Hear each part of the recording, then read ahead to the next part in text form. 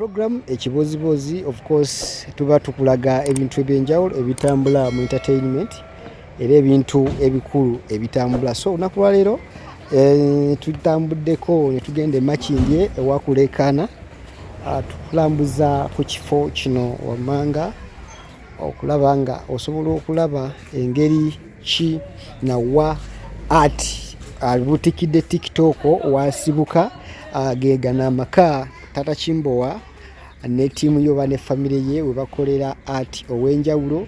Manyi gwe agoberera busikitisi bwabwe olina ebintu byolaba ebyenjawulo. Omudaala gwa Taata Kimbowa ndowooza ogulaba guugwo main branch yeeyo. So era nga Focus TV tujja kuba tukulaga omukyala maaso awo nannyini waka wano era yafuna atya abaana bano batandika batya okutambula bonna.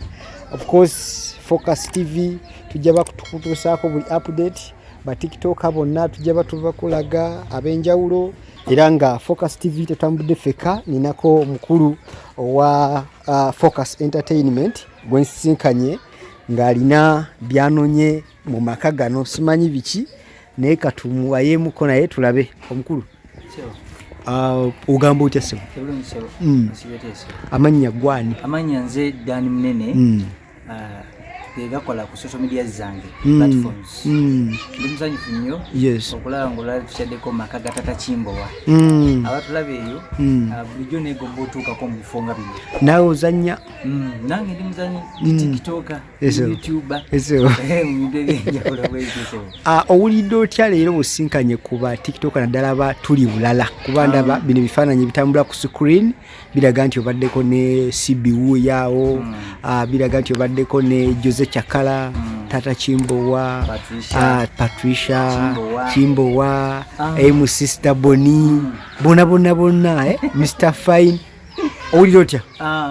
Bayira we mpira bulungi tekyali badde kintu kyangu nnyo oba oli awo bangi abeegomba okutuuka ku bantu abo nga tebabalaba naye nzaani okuba nga ntuuseewo.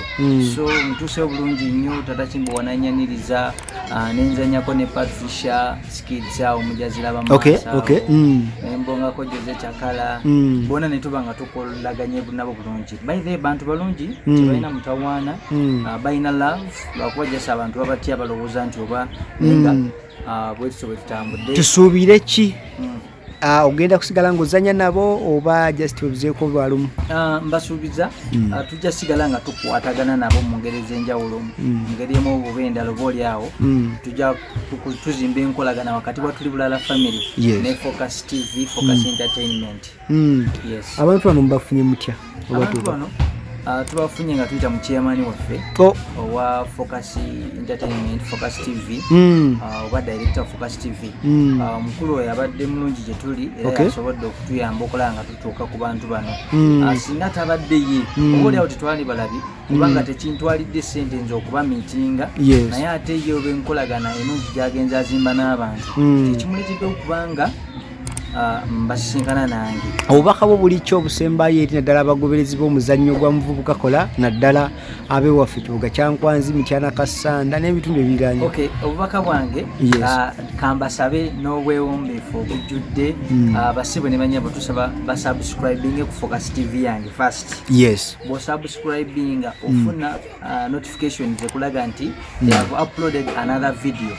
Ekirala basaba ne banyabo mbasaba mugoberere emitimbagano gyaffe TikTok, Mr. Chairman, Dani Munene, watandibati tuli bangi. Of course bagoberera omu ekuleetera friends abo batera okuleleetinga naye TikTok ebireeta. So naali basabye tetugwamu maanyi kiboga kyankwanzi kyendabi tuli b'amaanyi nnyo n'okusinga nga bwe waali kiwulidde.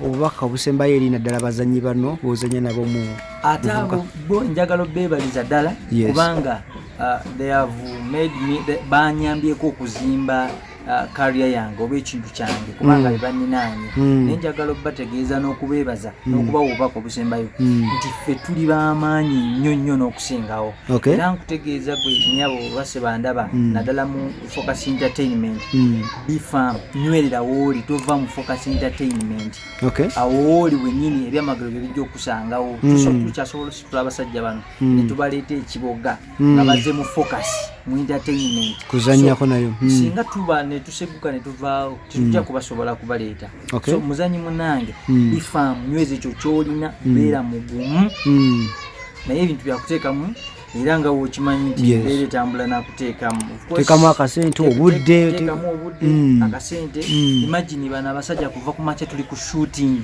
kuva ku makya saawa 2 zizino saawa 10:35 muli ku shooting the whole day bapakinze motoka zaabwe so bwe tuba twagala funa muzanyi munange tubeere faamu ku ekyo tubiwa obudde shall achieve. Yo mukulu Dani Munene of course abadde mu kifo kino kyennyini kyenkugambye ekya maka Taata Kimbowa wazanyira bingi nnyo bye tujja batuusaako naddala nga Focus TV okulaba nga nammwe mumanya oba oliawo ebikwatagana ku art n'okuzannya ba tiktoker engeri gye bakolamu ebintu bye bakola. For now, bye bye. Kusubscribinga ku Focus TV bingi